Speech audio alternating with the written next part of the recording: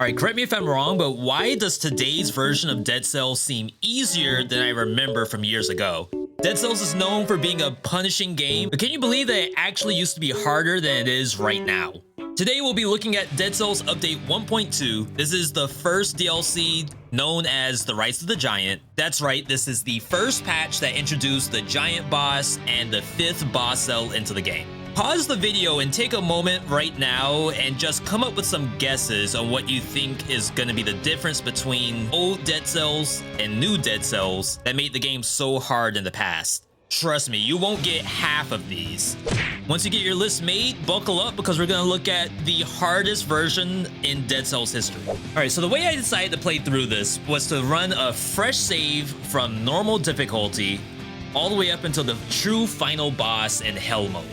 What that means is we'll have to beat the game 6 times total in order to see all of the content. Normal mode is simple enough for me to speed run through, but I already start to see a few seeds that will grow into bigger issues later. For example, mutations, which are power-ups that you choose in between different biomes. They typically impact your power level or your survivability in the game. But I noticed that many of the mutations aren't even available at the start compared to what we have today. For example, if you're playing Tactics, which is the purple color, you only have 1 mutation to start off with. Very strange, but again, nothing that really impacts the first difficulty for me. I'm just gonna push past all of these until eventually I stumble upon some legendary items that have stats on them. Definitely a concern, but not really an issue right now. As we approach the second boss of the game, I have to run past an awful lot of these guys. This is called the Cannibal and is the head honcho of this map. And trust me, this thing is everywhere. I don't really have to kill them in 0 BC, but the fact that this place is just littered with these things is probably a bad sign. Anyway, I rush my way to the final boss, take him out just like I have done a million times before, and then I get the cutscene and move on to hard mode.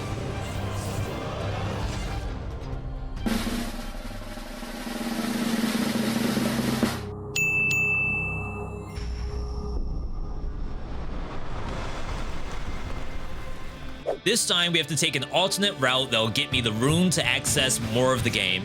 Immediately I run into this thing, the knife thrower. In today's Dead Cells, this thing is not supposed to be here. In fact, you can only find knife thrower in 5 different maps in the game. At worst, you'll only really see a knife thrower 3 or 4 times in a single run. And no doubt, this thing is super annoying. In old Dead Cells, the devs, for some reason, love this.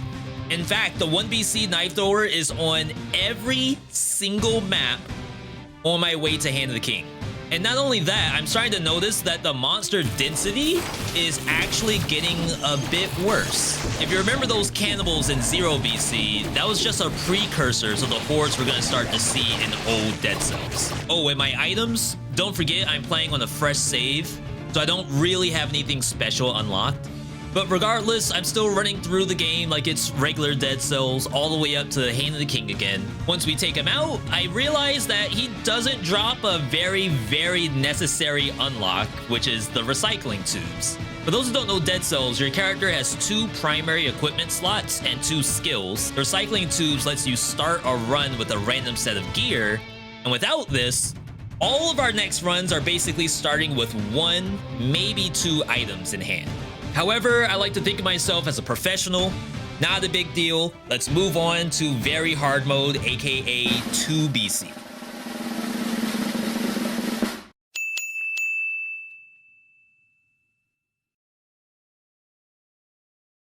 Now, if 2 BC was jail for most modern Dead Cells players, we can say that old 2 BC is Arkham Asylum. First off, let me point out some extremely immediate issues. Number 1, no recycling tubes means we have to start finding gear from essentially nothing. And trust me, all the starting skills are absolute garbage in old Dead Cells. Around this point is when damage starts to get really important, and using items off color will not reliably kill anything. Issue number 2, the actual monster health and strength is starting to scale upwards, but you and your weapons have none. Every single run you start off as a 1-1-1 stat player. And stats aren't just damage, it's also your health. Pretty much any hit in the first biome before finding your first scroll is gonna completely destroy your HP bar. Eventually, modern Dead Cells solved this issue by giving the player an amulet in the very beginning of the game that comes equipped with a scroll. So until we find either a scroll or an elite monster, we're basically stuck on one stack. Scroll behind a paid door. Once we leave the first biome, we run into another issue. I happen to get this challenge door, which has free equipment inside. This one happens to have an upgraded bow. You can see 2 little red arrows that point upward. That means that the item has been upgraded twice above normal. Since I'm on a fresh save, I don't really have access to this normally, but that isn't really the scary part. The real scary part is that the item has a scroll tied to it. Remember how I said we're already lower level than we should be? If you think about it, if every item in my equipment was double upgraded like this bow, we would be up by 4 whole scrolls worth of power in the very first biome. That is as much power as taking every scroll in the next biome. These can be made even stronger if you have, say, $25,000. Literally impossible to do this early in the game, but hopefully that's not really a requirement. The second biome in the game, Promenade of the Condemned, has been upgraded for very hard mode. They added a dark tracker here. This map also has the Bombardier in 2BC, which is not supposed to be here. These won't show up until the next difficulty in modern Dead Cells, but luckily for us, we get to see it one difficulty earlier. This thing usually fires a bomb that detonates upon landing, but in 1.2, funny enough, the bombs would often detonate before they hit the ground. This becomes even worse on elite versions because that will be a carpet bomb on whatever platform you're on. No, what do you do there? With plenty of issues, we're able to get through Promenade and we have to move on to the Ossuary, which has a rune required to get through the game. One nice thing about early Dead Cells is being able to heal yourself using health pots whenever you need to, but 2BC does not give you health pots back in every single transition room. In today's version, I would have gotten a single flask in every single transition. Here, I also found the legendary version of honestly one of my favorite items in the game. This is the meat skewer, but this is old meat skewer. The combo is completely different from what it is today. Gone are the iframes and the fancy little swordplay that you're used to. This thing only knows how to go forward, and trust me, it ain't good. Now here, I'm gonna pause the video for a second and let you dissect what you're looking at. This monster is called the Bomber, and it is supposed to be here, but something is still a little bit off. If you were to ask me, I would say that the number of bombers on this single platform is way too high. What's cool is that Dead Cells actually has rules that dictate what you can have for monster density. These include how many monsters are allowed on the platform, how many of the same monster can be on one platform, how big must the platform be for that monster to even spawn on it, how many platforms must be between each identical set of monsters. Clearly, those rules are completely out the window. If we pretend that these shockers above have a power level of, say, 10, then that whole platform's power budget is gone. Only a shocker was allowed to spawn there. So what on earth is a bomber's power budget? Is this the maximum amount of bombers that could be spawned? Is there a scenario where more bombers could have shown up? I have no idea. Boot shop. $32,000 for 1 health flask. As you can see, the economy in old Dead Cells is absolutely shot. And it's not simply a numbers issue. These prices are unreachable for a number of reasons, all of which have been updated in some way in modern Dead Cells. First of all, gold and cells that fall to the floor actually fall to the floor.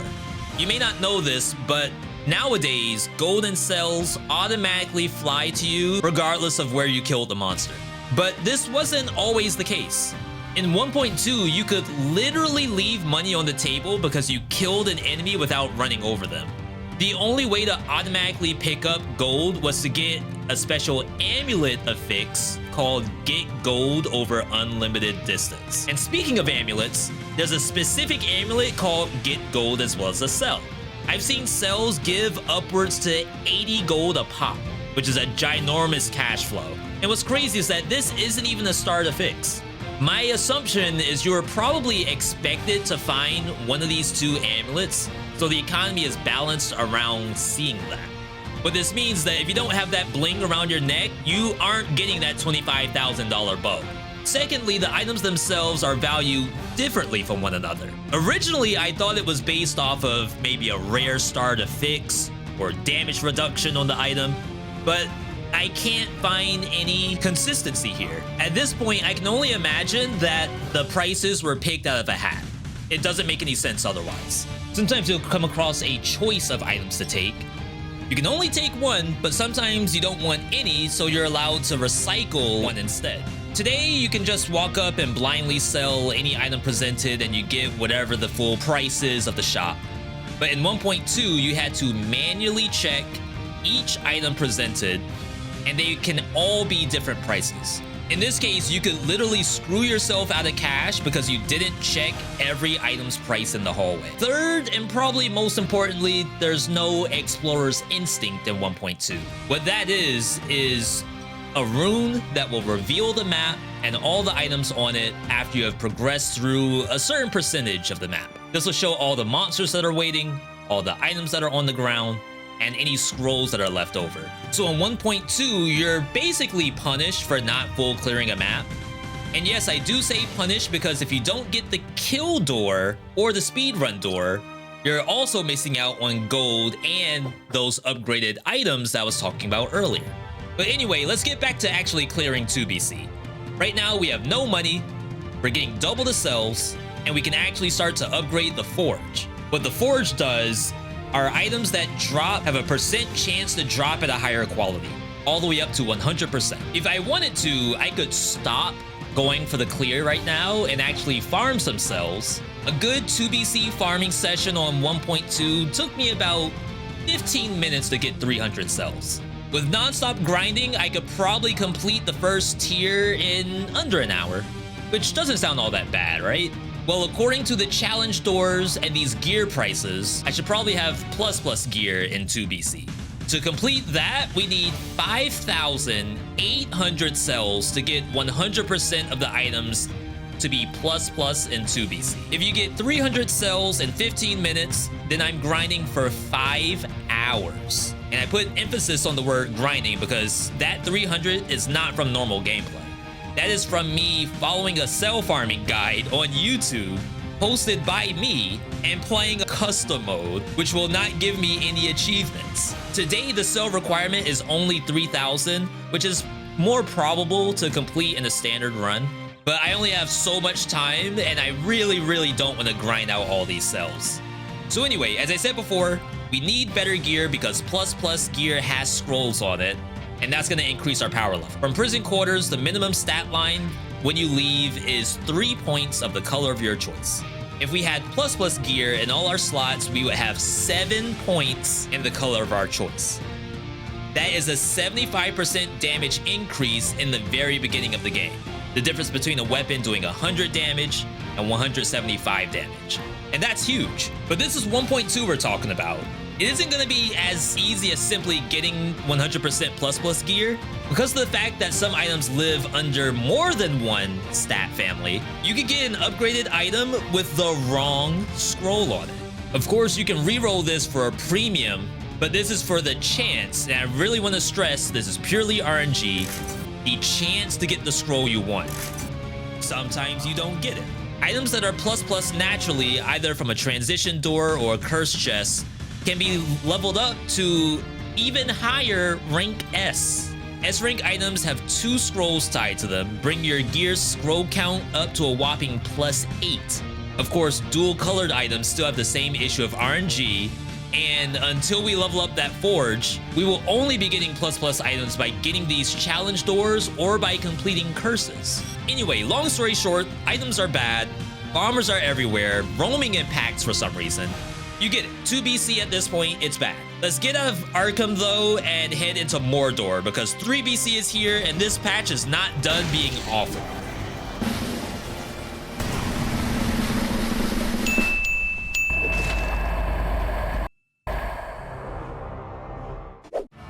Immediately, straight out the gate, we've just dropped in and we have this thing right here. This is the Arbiter. I want you to get a good look at this guy because it's going to be your best friend for the rest of this video. In modern Dead Cells, this is only found on one map in the entire game, called Caverns. However, in 1.2, you can find the Arbiter in prison quarters, toxic sewers, prison depths, slumbering sanctuary, clock tower, and Hype Castle. This thing fires lasers that travel through the wall, floor, and ceiling. And by the way, there's no attack indicator for this in version 1.2. Today, we have an exclamation point that'll appear at the edge of your screen in case something's attacking you off screen. Also, the old Arbiter has omnidirectional targeting. What that means is that they can find the angle to shoot at you, and they absolutely will if they can. Our current version only shoots in one direction, which is forward. They cannot aim directly down or directly above themselves. This makes the old Arbiter absolute killing machines that will 1000% make you lose a run. And of course, that is on top of the knife throwers that are everywhere. And don't forget our old best friend, the Bomber from 2BC. Honestly, our only saving grace here is using one of the most busted aspects of old Dead Cells. We also have the advantage of using two skills at the same time. In the chat, how many leeches do you all see right now? Or am I tripping? In my actual game-winning 3BC build, I'm playing survival and using double powerful grenades. These things were strong enough to pop any monster I run into. Killer Instinct lets me get the cooldowns reduced by using melee attacks. And then by the time I got to Hand of the King, I swapped into Wolf Trap to do massive damage with my Nutcracker.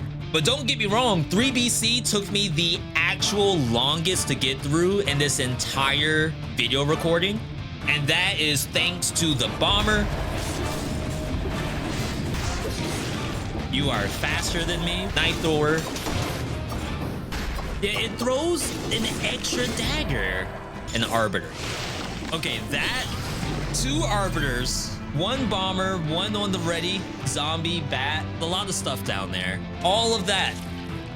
For what? For removes all possible ways to refill your health flask, get more cells, enemies have malaise, and a lot more food is infected. Malaise was added in 4BC?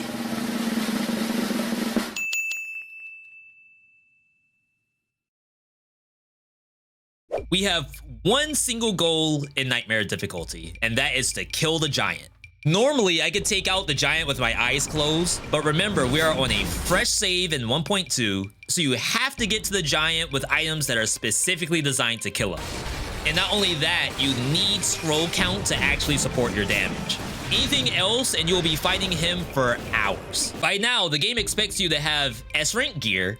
Unfortunately, even if you get the 6,000 cells for plus, the blacksmith now wants 20,000 cells for 100% S rank. Oh yeah, that's the good stuff right there. 5% for 387 cells.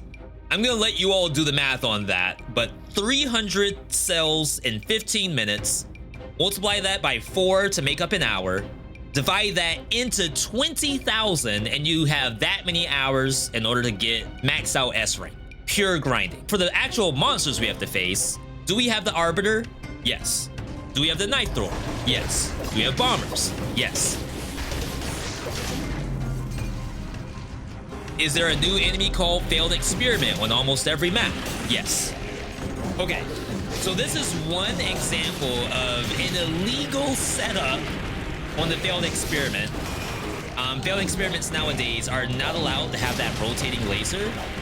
And the reason why is that because they can move around, they can actually reset that laser onto your body.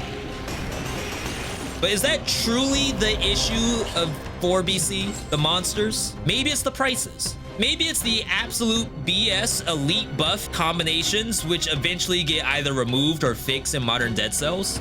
I'm trying to fight the shield bearer. Unfortunately, electric whip only hits the frontmost target. No, I would say it's none of those that are truly the problem. In my opinion, the real kicker here are the cursed chests. Remember, we need stats in order to kill the giant. Every cursed chest that we come across gives you 1 scroll for the simple challenge of killing 10 enemies without taking a single hit. If you do, you immediately die. These curse chests are just now showing up for 4 BC and are in many ways required to even get the damage to kill anything. The only issue is there's a lot of curse chests. In Toxic Sewers, there are 2 curse chests. A second curse. Ancient Sewers, I got 3 curse chests. No shot is there a 3rd curse on this map. Graveyard, another 2 curse chests. That means we had to kill 70 monsters without taking a single hit in order to get to the cavern, where I'm greeted with hundreds of these demons flying around. Look at this platform. Look at this platform. This thing alone has 4 demons on it.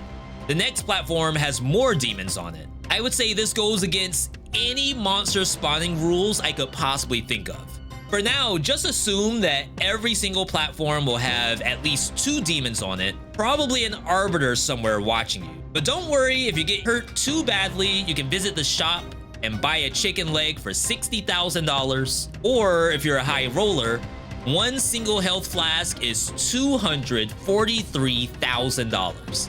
That's right, over $200,000 for a single flask, not even a full health pot. How does someone even come up with that number? Whatever, the giant itself is really the main reason we're here.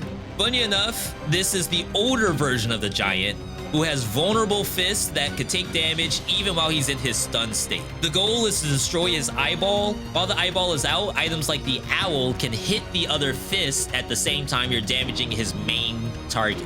You can't do this anymore today. But even then, I feel like he still might be a little bit tankier. Right now I'm at 28 tactics, which is usually a high number, but he isn't really melting like I would expect him to. Once we kill the giant, we get the 5th boss cell, which is the only reason why we're here. It's time to move on to the final true difficulty of Dead Cells, Hell Mode. We have officially conquered Dead Cells once we get that 5 BC victory. That was hard. Honestly, I don't know if I could have done that without doing cells. I upgraded the forge. We have a 25% chance to get plus gear. That gear has scroll side to it. We can upgrade it to S rank. I don't know if I could have won without that.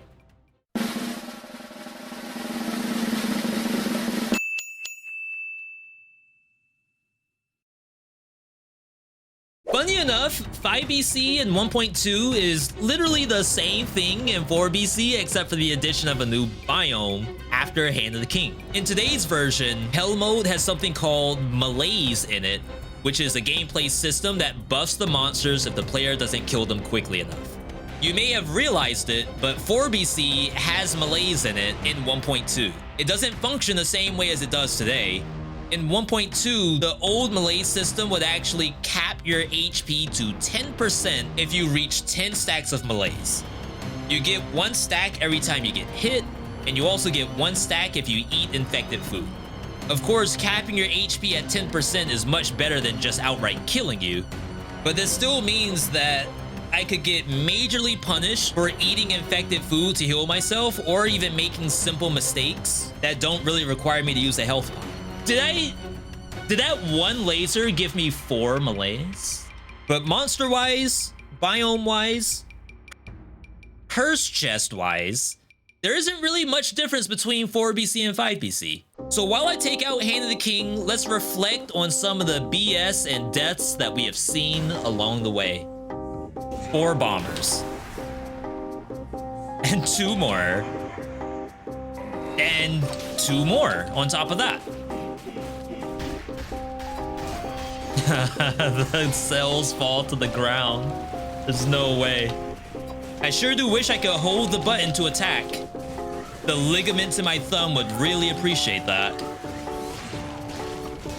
You cannot dodge roll through that. So Prison Depths. Automatically, you do not have the curse in the beginning.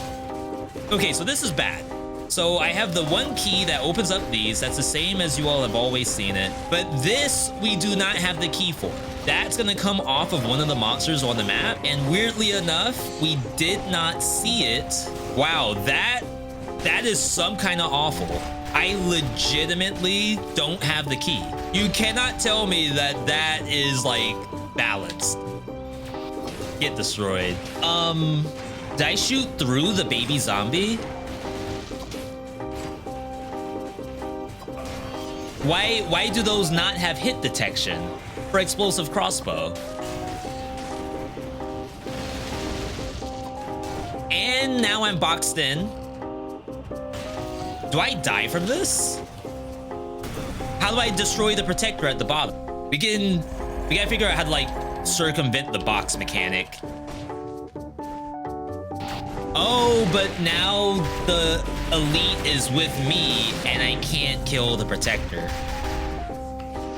After defeating Hand of the King, we now have access to the boss store behind him. You can only open this if you have 5 boss cells enabled, so we now have access to a whole new biome equipped with bombers, failed experiments, these birds from the caverns, these little defender guys, and the death magistrate. Surprisingly, there are no knife throwers, and funny enough, the devs will later on add a monster to this map called the Librarian, which we usually call Shantae here, which makes this map so much harder, but that doesn't exist yet. On 1.2, I would say this map is surprisingly tame. And I mean, it's as tame as it could be, with the fact that in 1.2, trap damage was uncapped, which is completely different from Dead Cells today, where trap damage is capped at 30% of your life.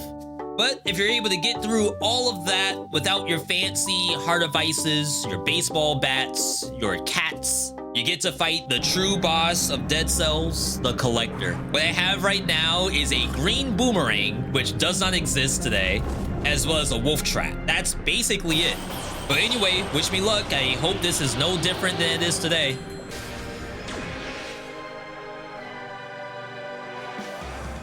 Time for your medicine. All right, so he does break out of the wolf trap when he does his jump. I've not done a single parry yet.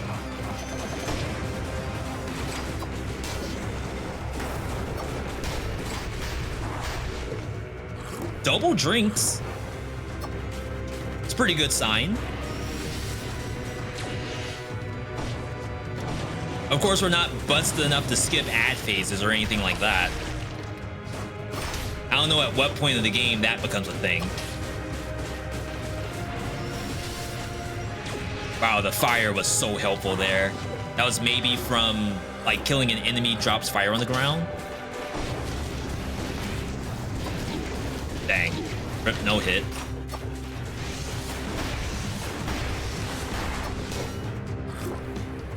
I was trying to cycle between doing a parry and throwing the boomerang. Didn't take much damage, though. Oops.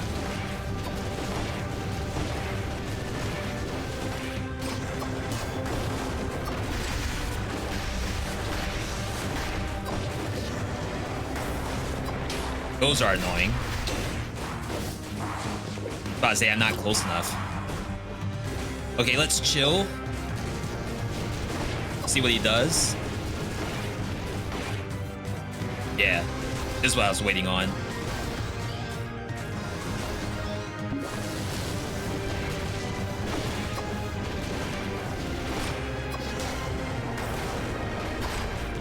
I was about to say I drank it, right? Why was I doing no damage with the powerful grenade? Yeah, the grenade doesn't do any damage. That's interesting. It's like they made it so you have to do a melee attack or a ranged attack. It has to be a primary weapon. And there you have it. 1.2 has been defeated. I want you to think about all the differences you saw today compared to the modern game. Dead Cells has always been known for its difficulty, but remaining fair and fun is always a priority for any game dev. I personally think that most of the changes around the economy and the scrolls were absolutely necessary. Monster diversity right now is probably the best it's ever been, with the addition of so many new monsters on each map. The density, however, is a completely different topic. Our current density is pretty well calculated to ensure no room has, for example, 10 demons in it. However, I would say that there's some novelty to seeing BS situations like this. I don't know how to achieve it, but I think there is a world where our current systems could do with a little bit extra jank in it. Not enough to have to balance the entire game around, but just some low chances of jump scares like this. Even things like the gold equals cells amulet, while completely game breaking, is a pretty massive dopamine hit on the current iteration of the game. But overall, I think that's really the true goal here, is to balance out these high moments while maintaining some semblance of balance throughout the game. And I want to say the devs actually did a good job with that. And from now on, whenever I want to reference bad things in a video game, I should use Dead Cells 1.2 as the example of what not to do.